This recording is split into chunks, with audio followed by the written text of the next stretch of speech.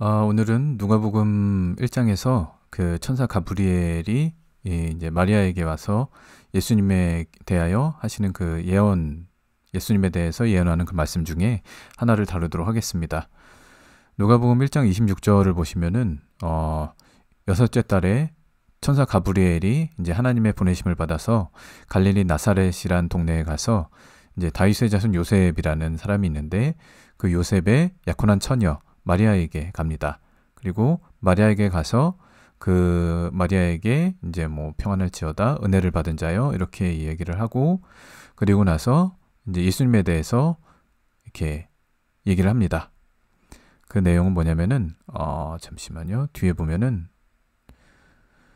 여기 보시면은 그가 큰 자가 되고 지극히 높으신 이의 아들이라 일컬어질 것이요 라고 이렇게 나옵니다. 이것이 이제 오늘 다룰 주제인데요. 지극히 높으신 이의 아들이라는 것이 무슨 의미인지 오늘 이렇게 배워보도록 하겠습니다. 이 이제 지극히 높으신 이는 이제 하나님을 얘기하는 거죠. 근데 하나님의 이름을 지극히 높으신 이라고 이렇게 얘기를 했습니다. 이것은 이제 구약에도 나오는 개념인데 먼저 일단 이 가브리엘이라는 천사가 구약에도 이제 등장하는 사람입니다. 어디에 나오냐면은 다니엘서 9장 21절 보시면은 내가 기도할 때, 즉 다니엘이 기도할 때 환상 중에서 봤던 그 사람, 이제 천사를 얘기하는데 그의 이름이 가브리엘입니다. 그래서 이 가브리엘이 22절에 보시면은 이제 다니엘이 어떤 환상을 보고 그것에 대해 이제 깨닫게 해 주시기를 기도했을 때 하나님께서 이제 그 응답으로 가브리엘을 보내셨는데, 이 가브리엘이 이제 와서 가브리엘이 다니엘을 가르치고 다니엘에게 말하기를 이제 어떤 말을 하고, 그리고 나서 그에게 말하기를 다니엘아 내가 이제 내게 지혜와 총명을 주려고 왔다라고 이렇게 얘기를 합니다.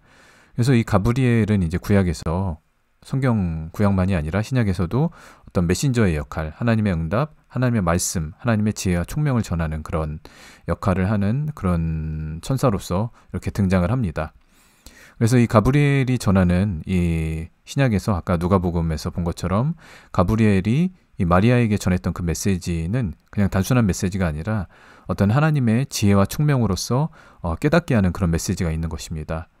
그래서 다시 누가복음 1장으로 돌아가서 보시면은 누가복음 1장에서 가브리엘이 마리아에게 한 말들도 그냥 쉽게 넘어갈 수 있는 말씀이 아니라 예수님이 어떤 분이시고 우리가 예수님에 대해서 예수님이 어떤 분이고 예수님이 하실 일들, 예수님이 구약에서 이루신 일들, 그것이 무엇인지를 깨닫게 하는 지혜와 총명이 담긴 메시지인 것입니다.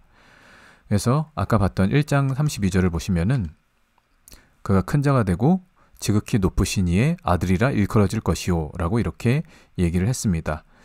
이 지극히 높으신 이의 아들이라는 것을 읽을 때 우리는 이제 어떤 사전적인 지식이 없이, 그 배경 지식이 없이 이것을 읽으면은 대부분 사람들은, 저도 이제 이것을 읽을 때 거의 그렇게 느꼈는데 아주 높으신, 매우 높으신 하나님의 아들이다, 아주 높으신 하나님의 아들이다 라는 뜻으로 읽고 아마 대부분의 사람들이 그렇게 넘어가실 겁니다. 저도 이렇게 오래 신앙생활을 했지만 대부분의 세월 동안 그렇게 느꼈고 그냥 그런 뜻이라는 것으로만 알고 있었는데, 이것을 이제 이번에 다시 읽었을 때 이 지극히 높으신이라는 것이 단지 그냥 높다는 의미가 아니라 이제 구약에서 이 하나님의 부르는 중요한 호칭, 하나님의 이름 중에 하나로서 중요하게 사용되는 그런 의미가 있다는 것을 이렇게 알게 되었습니다. 그래서 이것은 이제 구약에 나온 이 지극히 높으신 하나님이라는 것은, 이것은 구약에 나오는 말씀들을 통해서 우리 예수님께서 어떤 분이신지를 가리켜서 이렇게 예언하고 있는 것입니다. 그래서 이것을 알고 구하고 찾는 사람만이 이것을 이제 깨달을 수 있는 그런 부분이고, 이것을 그냥 우리가 알고 있는 개념으로 읽으면은 그렇게 그런 부분을 알지 못하고 이렇게 넘어갈 수가 있는 그런 부분인 것입니다. 여기서 지극히 높으신 이는 헬라어로 휩시스토스라고 그렇게 헬라어가 사용되었는데요. 이것은 이제 많이 못 들어보셨겠지만은 히브리어로 지극히 높으신 이는 아마 많이 들어보셨을 겁니다. 그것은 이제 히브리어로 엘 엘리온이라는 것이 지극히 높으신 하나님이라는 것을 읽었고, 엘이 하나님이고 엘리온이라는 것은 이제 지극히 높다, 지극히 높으신 이라고 단독적으로 이렇게 사용이 되기도 합니다. 이 엘리온이라는 히브리어가 가장 먼저 사용된 곳은 창세기 14장 18절 말씀입니다. 이 창세기 14장은 아브라함이 이제 소돔에 있던 그런 롯의 가족을 이렇게 그 신할 왕과 다른 왕들이 소돔 왕과 전투를 하면서 롯의 가족들은 이제 데리고 가게 되는데, 아브라함이 그 소식을 듣고 그 왕들을 찾아가서 싸워서 이기고 돌아오는 장면입니다. 그때 이제 구약 성경에서 나오는 아무것도 그 배경이 알려지지 않은 아주 신비한 인물이 한 사람 나오는데요. 그 사람이 바로 여기 본문에 나오는 살레망 멜기세덱입니다. 이 살레망 멜기세덱에 대해서는 구약에 아무런 사전 정보 없이 갑자기 쑥 이렇게 튀어나오는 거의 이렇게 신비로운 그런 인물인데요. 이 살레망 멜기세덱에 대해서 그가 바로 지극히 높으신 하나님의 제사장이라고 이렇게 말하고 있습니다.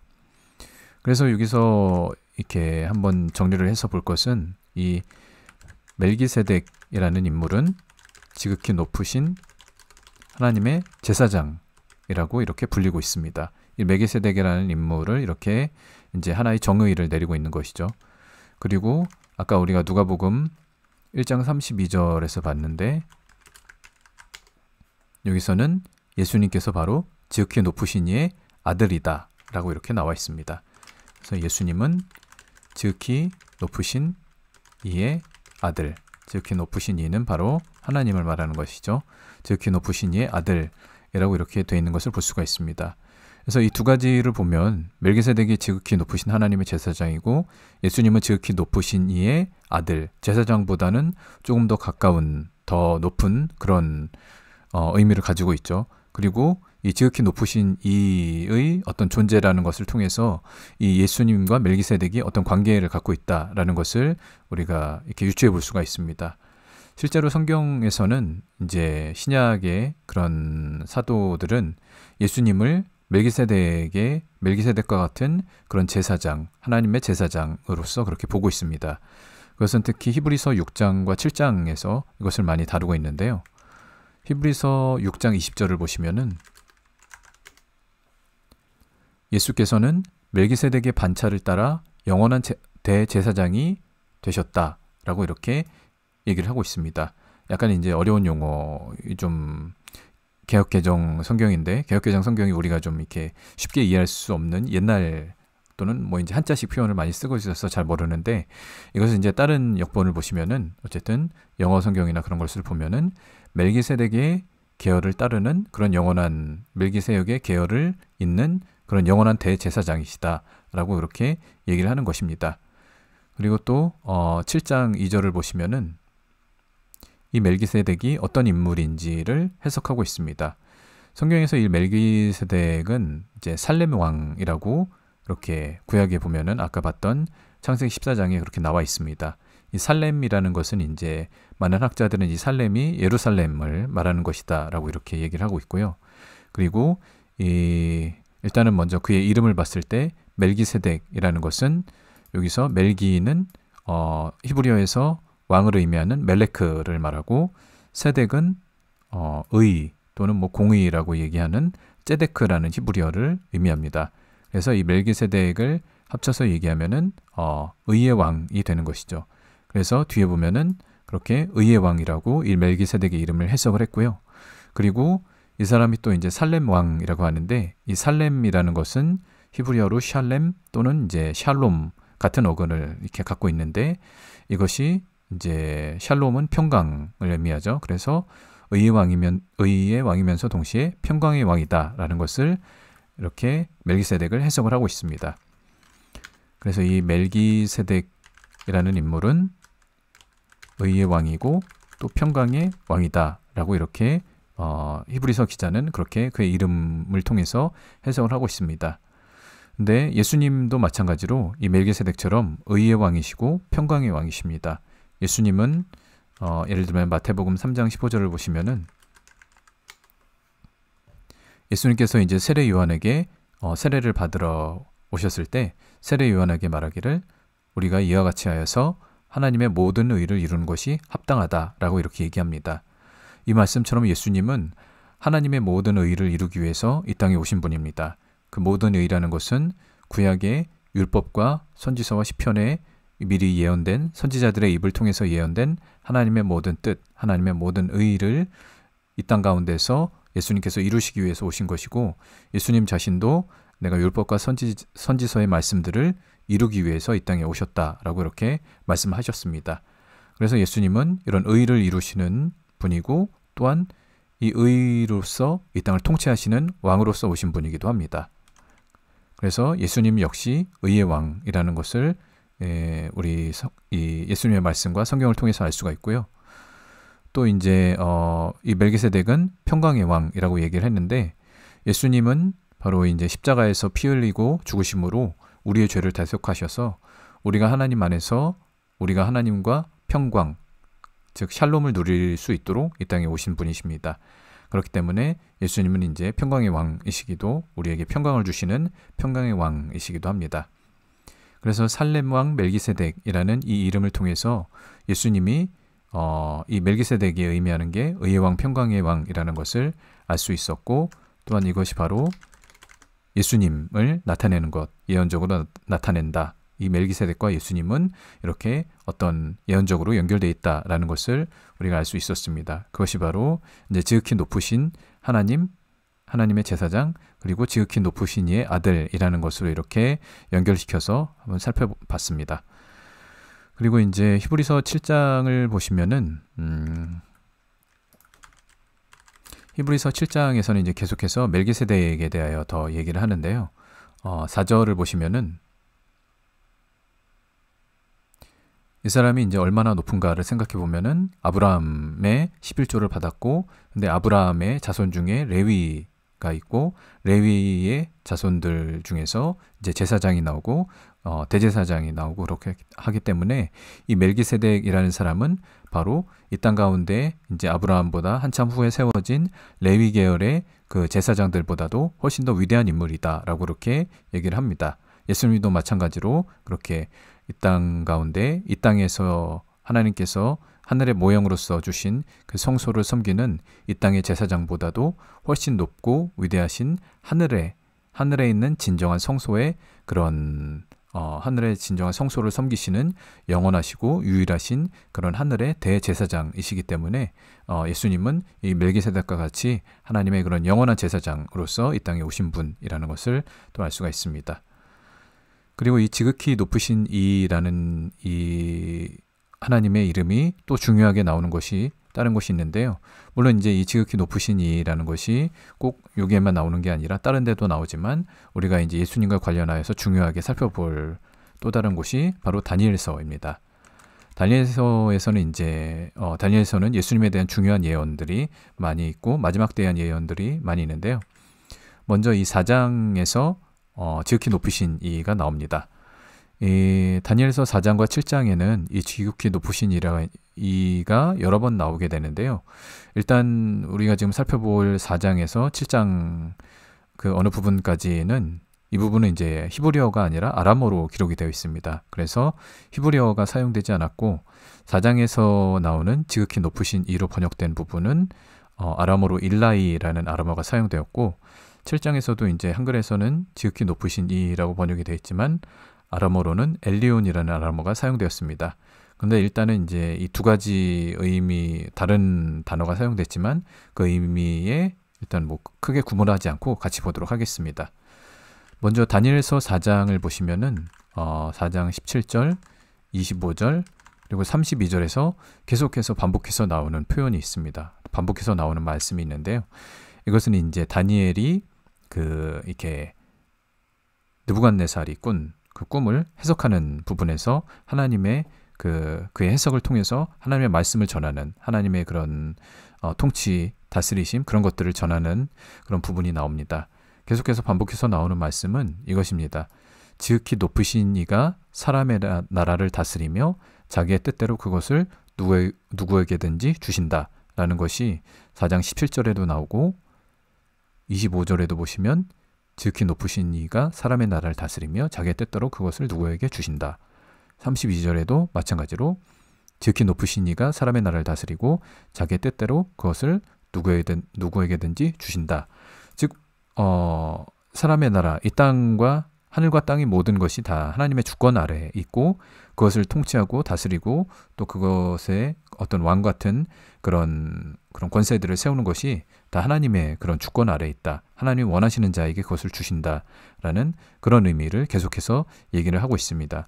그것은 바로 이제 다니엘이 그것을 말하는 것은 느부갓네살이 교만하지 않고 자기의 힘과 능력으로 이 시대의 느부갓네살이 이 바벨론 제국이 거의 이제 그 이스라엘을 포함해서 상당히 많은 영토를 차지하고 아주 강대한 거의 최고의 그런 제국으로서 이렇게 세워졌기 때문에 그때 이제 그런 제국의 그런 왕이라면 이 모든 것이 나의 힘으로 나의 뜻대로 되었다라고 그렇게 자만하고 교만할 수가 있는 상황인데 하나님은 느부갓네살에게 그 꿈을 꾸게 하셔서 그리고 다니엘에게 그것을 해석하게 하여서 그 모든 것이 그 모든 권세가 바로 지극히 높으신 이인 하나님께 있고 그 모든 것들을 그 모든 권세는 하나님의 뜻에 의해서 주어지는 것이다 라는 것을 이렇게 미리 이렇게 예언해서 말씀하신 것입니다.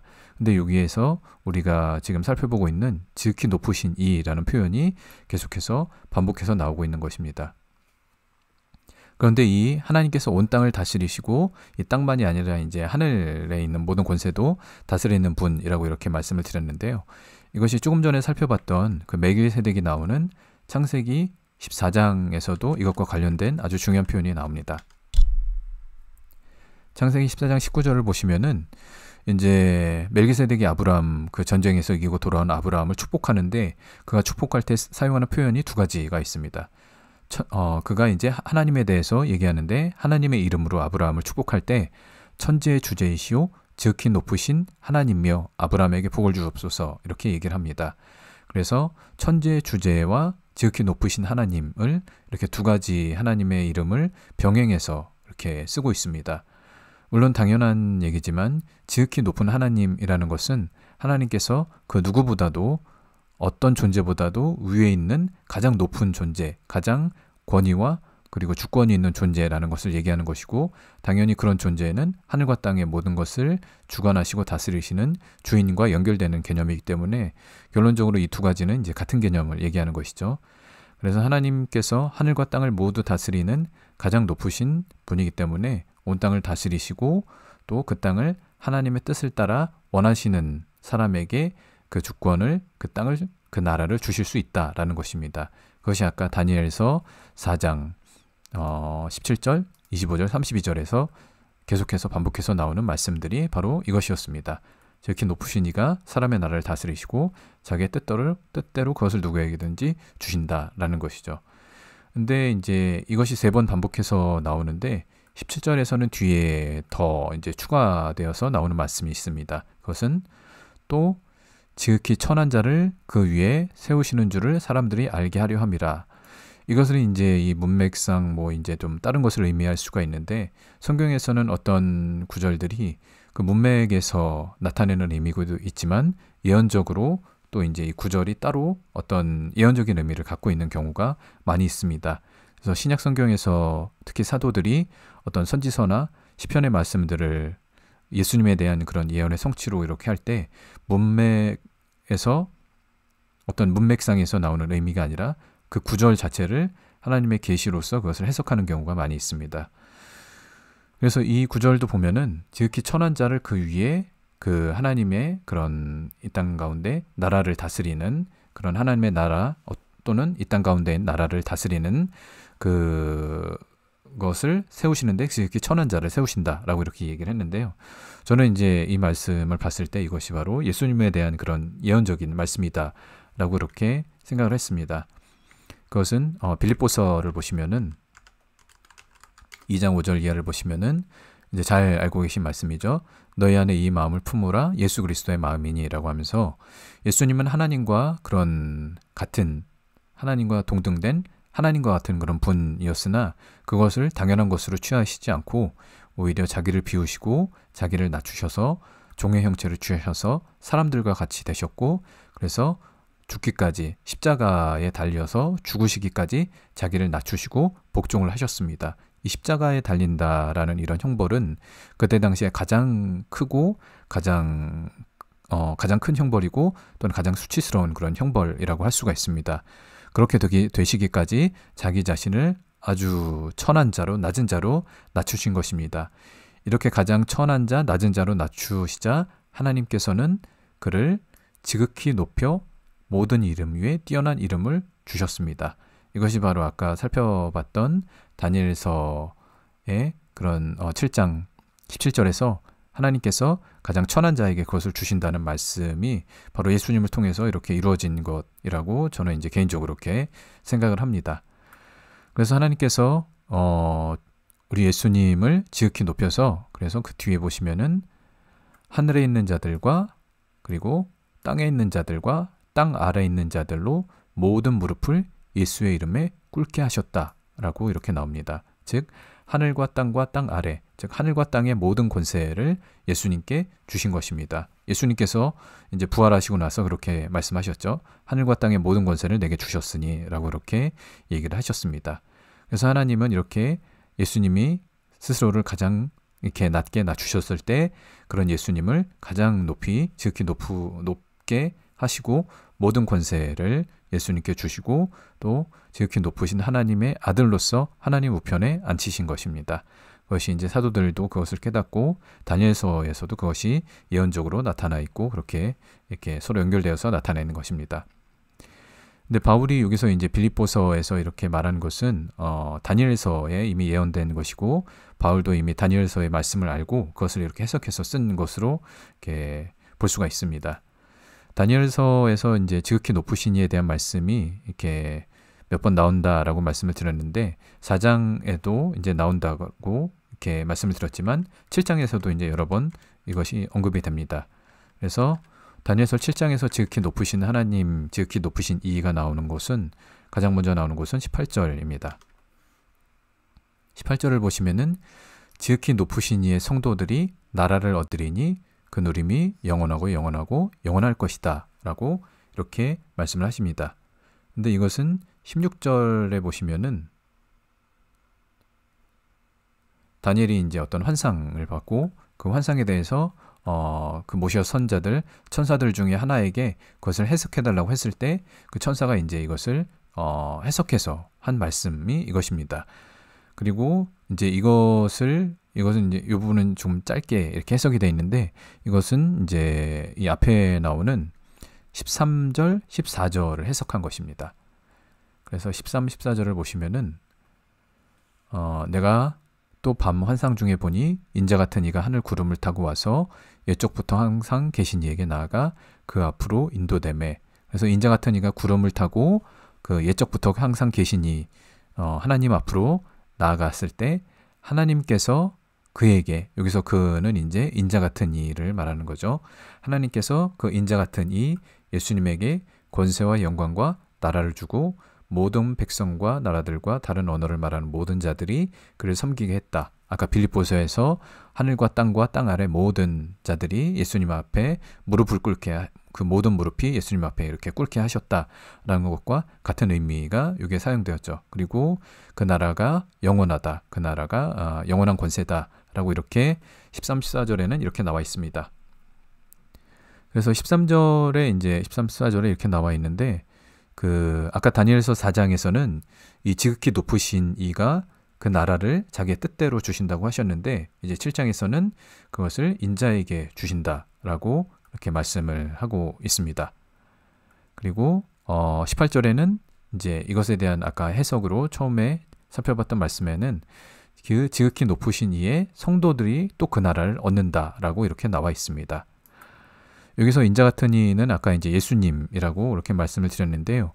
예수님은 자기 스스로를 이제 인자라고 여러 번 말씀을 하셨습니다. 그 중에서도 이제 지금 보신 다니엘서 7장의 인자와 인자 같은 이와 직접적으로 연결하여서 말씀하신 대표적인 말씀은 마태복음 26장 64절에 보시면은 예수께서 말씀하시기를 내가 너희에게 이르노니 이후에 인자가 권능의 우편에 앉아있는 것과 하늘 구름을 타고 오는 것을 너희가 보리라. 여기서 인자는 당연히 예수님 자신을 말씀하시는 것입니다.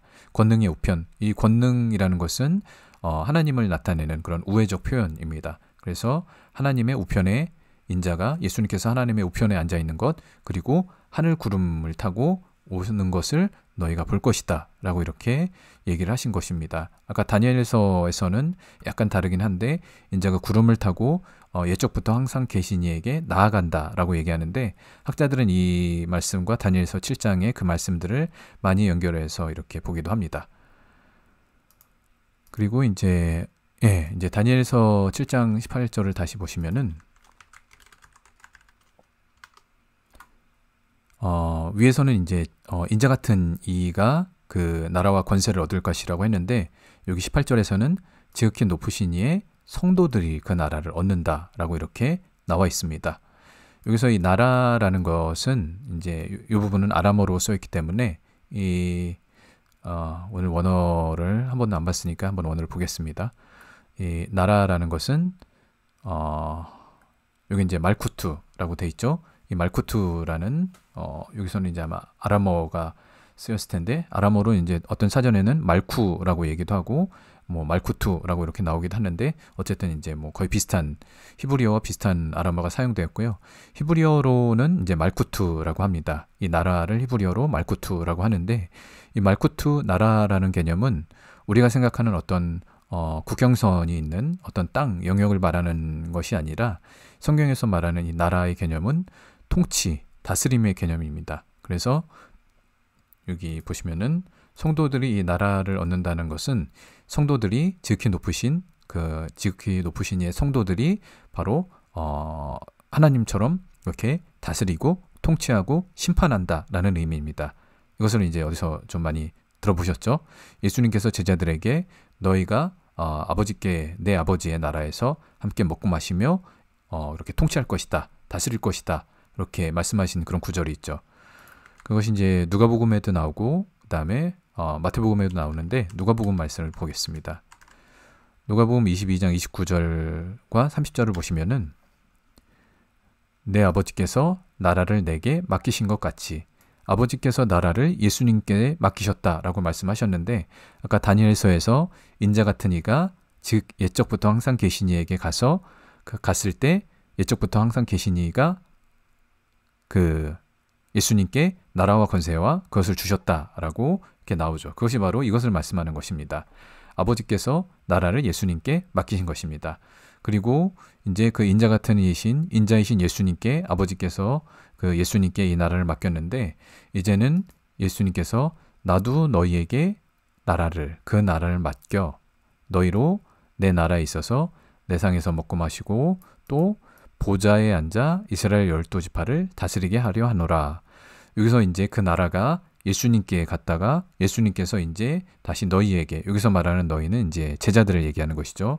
제자들에게 그것을 맡겨서 너희가 12지파를 다스린다. 이것이 바로 성경이 말하는 그런 나라, 통치, 다스림, 심판, 재판, 그런 연결되는 개념들을 예수님도 여기서 직접적으로 말씀을 하신 것입니다. 그래서 이것이 아까 나온 그 다니엘서에 지극히 높으신 이의 성도들이 다스린다는 개념을 예수님께서 여기서 동일하게 이렇게 말씀을 하신 것입니다.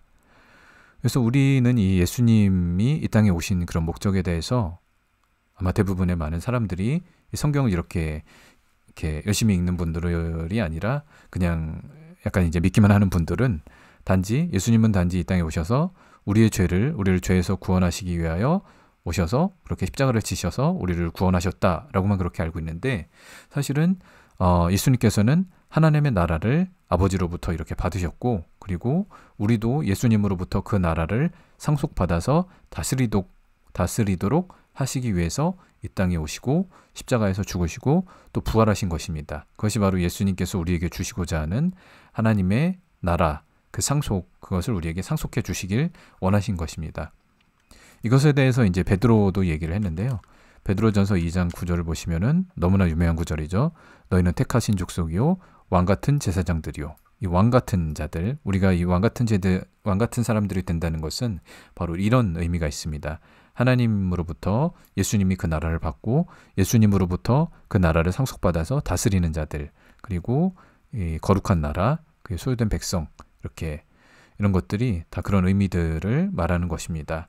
근데 우리들은 이제 이것을 그냥 되게 높은 사람, 뭐 이렇게 어떤 되게 부자 뭐 그런 것들 얘기한다라고 이렇게 볼 수가 있는데, 성경에서는 이제 다니엘서나 선지서나 그리고 이런 구약 성경에서 그런 부분들을 예언하고 있고, 예수님도 그것을 명확하게 말씀하셨고, 사도들도 그것을 잘 알고 있기 때문에 그것을 정확하게 해석해서 얘기를 하고 있는데, 우리는 이런 부분들에 대해서 좀 많이 이렇게 중요시하지 않고, 그리고 잘 이렇게 알지 못하는 경우가 많이 있습니다.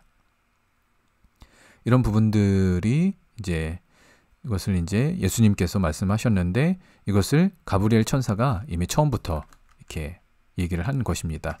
누가복음 1장 32절에 가브리엘이 이미 처음부터 그 마리아에게 너에게 성령께서 너에게 임하셔서 낳을 그 아들은 이름을 예수라 할 텐데 그는 바로 지극히 높으신 이의 아들이라 일컬어질 것이다. 이것이 바로 그 구약 성경과 연결해서 가브리엘 천사가 이렇게 그에게, 그리고 이것을 읽는 자들에게 깨닫게 하기 위해서 주신 그런 지혜와 총명의 말씀인 것입니다.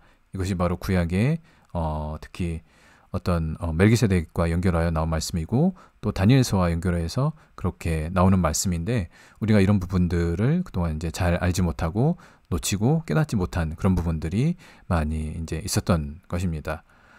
우리가 이 말씀을 구약과 연결된 그런 예언된 말씀들과 이렇게 함께 읽지 못하면은 그것을 깨닫지 못하고 이것을 전혀 이해할 수가 없는 것이죠. 그래서 이것이 가브리엘 천사가 예수님께서 지극히 높으신 이의 아들이라고 불리게 될 것이라고 말한 것의 의미입니다. 이것은 이제 구약을 잘 알고 있던 유대인들은 예수님께서 지극히 높으신 이의 아들이라 불릴 것이다 라는 그 말을 들었을 때 아마 엄청나게 감격하면서 놀랐을 것입니다. 왜냐하면은 그들이 이런 예언은 있었지만 실제로 그것을 이루게 될 사람이라고 이렇게 예수님이 오시기 전까지는 그것을 이룰 사람들이 아무도 없었고, 그것에 대한 예언도 뭐 잘못된 예언은 있을 수 있었지만 실제로 그것을 이룬 사람이 없었기 때문에 그것을 오랜 세월 동안 이렇게 고대하고 있었을 것입니다. 근데 그것이 바로 또 하나님의 아들 메시아에 대한 예언이었다는 것을 그들이 잘 알고 있었는데, 이 말씀을 들었을 때 그들은 구약에 예언된 다니엘서, 그리고 또 이렇게 창세기 거기에 예언된 지극히 높으신 이의 아들이신 그런 메시아가 오실 것이구나 라는 것을 알고 너무나 그렇게 기뻐했을 것입니다. 이 지극히 높으신 이의 아들이 이 땅에 오셔서 하신 일은 먼저는 이제 멜기세덱처럼 영원한 하나님의 대제사장으로서 하나님의 백성들의 죄를 대속하시고, 그리고 나서는 다니엘서에 나온 것처럼 인자 같으니 인자로서 오셔서 모든 나라와 영원한 그런 권세를 받아서 또한 그것을 그분의 성도들에게 주시고 그들에게 다스리게 하시는 것이 바로 이 지극히 높으신 이의 아들이 이 땅 가운데서 하신 일이고 또 하실 일입니다. 우리는 사실 이 예수님과 관련된 구약의 말씀에 대해서 유대인들만큼 그렇게 깊이 알고 있지 못합니다. 그러나 예수님은 성령께서 모든 것을 우리에게 가르쳐 주실 것이라고 그렇게 말씀하셨습니다. 우리는 그 말씀을 믿고 성령님께 가르침을 구하면서 우리 구약과 신약의 말씀들을 읽으면서 그것을 깨닫고, 그래서 예수님이 어떤 분이시고 예수님께서 이루신 일, 바로 창세전부터 하나님께서 계획하신 그 일들이 무엇이고 또한 우리를 통해서 이루고자 하시는 그 일들이 무엇인지를 그것을 구하면서 깨달아야 합니다. 그리고 우리가 그것을 깨달았다면 오늘 나온 말씀, 오늘 읽은 말씀처럼 우리가 바로 예수님의 나라를 상속받을 그런 진정한 성도들이 되어야 합니다. 이 성도라는 개념은 당연히 이제 우리가 알고 있는 어떤 교회에 등록한 성도를 말하는 것은 아닙니다. 이 성도는 히브리어로 카도시 또는 코데시라고 하기도 하고, 또 시편, 이 카도시 코데시는 이제 거룩하다라는 의미이고 거룩한 자를 얘기하는 것입니다. 그리고 시편에는 이 성도가 하시드라는 그런 단어로 사용되었고, 이것을 이제 복수형으로 하시딤이라고 얘기를 하기도 합니다. 그래서 이것은 경건한 자라는 그런 뜻을 가지고 있는데, 이것은 이렇게 그냥 단순하게 그런 이 단어의 뜻만을 이렇게 얘기하는 것으로 얘기할 수 있는 개념이 아니라 성경에서 하나님의 백성으로서 아주 그렇게 소수만 들어갈 수 있는 그런 아주 높은 수준의 그런 하나님의 백성을 얘기하는 것입니다. 이 성도의 개념은 율법에도 나오고 특히 이제 시편과 다니엘에서 계시록에도 많이 나옵니다. 거기에 나오는 이제 여러 가지 성도에 대한 말씀들이 있는데 한번 읽어보시면 좋을 것 같고요. 이 성도라는 것은 계시록이나 다니엘서를 봤을 때 마지막 때에 큰 환란 속에서도 끝까지 인내하는 그런 사람들을 말합니다. 그리고 이 성도들의 인내에 대해서 아주 이제 중요한 말씀이 있는데 계시록 14장 12절에 보시면은 이 성도들의 인내는 하나님의 계명과 예수에 대한 믿음을 지키는 자라고 이렇게 계시록은 얘기를 하고 있습니다. 이 예수에 대한 믿음은 원어를 보면은 예수에 대한 믿음이 아니라 바로 예수의 믿음, 예수님의 믿음, 예수님께서 이 땅에서 보여주신 그 믿음을 얘기하는 것이기도 합니다. 이것은 상당히 쉽지 않은 것입니다. 이것은 아주 높은 수준인 것이고요. 그리고 이 성도에 대한 이 말씀, 그리고 오늘 배웠던 지극히 높으신 이의 아들, 그리고 우리가 하나님의 그런 예수님의 그 권세, 그 나라의 권세가 또 우리가 받아서 그것을 다스린다라는 것은 저도 이제 신앙생활을 오래 했지만 교회에서는 거의 들어보기 힘든 그런 말씀이었고, 그래서 어렵고 그리고 좀 직접적으로 와닿지 않는 말씀이기도 합니다. 그러나 이것은 분명히 구약에 예언이 되어 있고 계시록에서도 이것을 말하고 있고 분명히 예수님께서 이 땅 가운데서 이것을 말씀하셨습니다. 그것이 복음서에도 기록이 되어 있는 말씀입니다. 그리고 하나님의 말씀은 하나도 떨어지지 않고 다 이루어진다라고 분명히 기록되어 있습니다.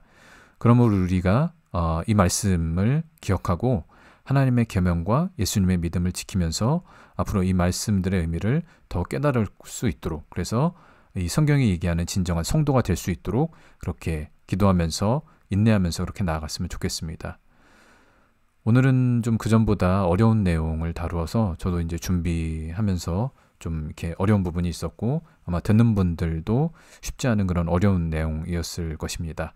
그러나 이것도 예수님께서 우리에게 전해주신 천국 복음이고 우리가 이것을 통해서 미리 준비하게 하시는 그런 말씀이기 때문에 우리에게 이 말씀들을 이렇게 알고 또 앞으로 알아가는 것이 우리에게 큰 유익이 있을 것입니다.